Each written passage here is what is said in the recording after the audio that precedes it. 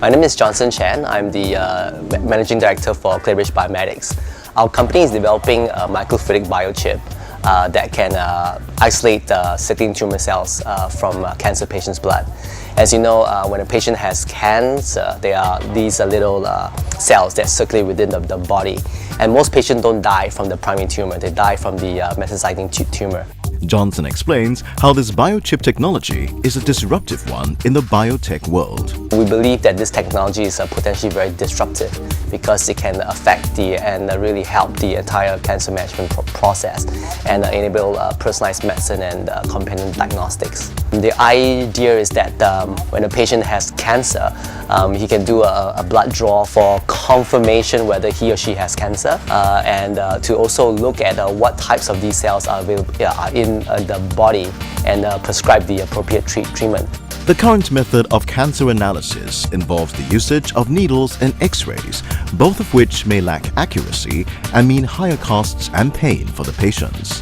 The biochip technology potentially improves the entire cancer management chain, from screening to whether the medication works, right down to remission and whether the cancer re-emerges. For biomedical companies, funding and financing are critical because building a device and clearing regulation takes at least a year, usually 2. Luckily for Johnson, ClearBridge had the support of the National Research Foundation for its Series A funding.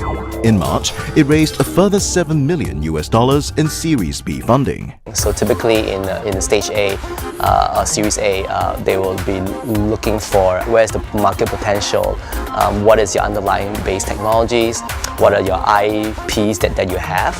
And for Series B, they will definitely be looking more towards execution. What are your execution plans? Who are your partners? What is your sales development? What exactly are you going to do?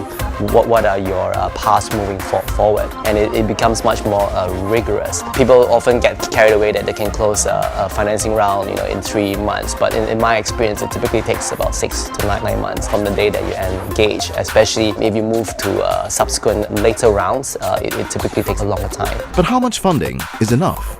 And when is it too much for a startup? There's a saying in the startup space that money is like sugar. So you can get addicted to sugar, but not enough sugar you can really move, and so this is really a balance. I have seen a lot of companies who have raised financing and really burn through the money really quick. I think in today's age, it's probably more prudent to manage this. On hindsight, Johnson realizes the importance of getting the buy-in of everyone. You're always going to have a lot of work. You're always going to have things that demand your attention. And I think if I knew that it's going to be a constant in your life, I would have built this much earlier on into my work-life balance. And to really get the family on board and to have their acceptance and buy-in into the whole process so that it becomes an integral part of your life so they can better manage this.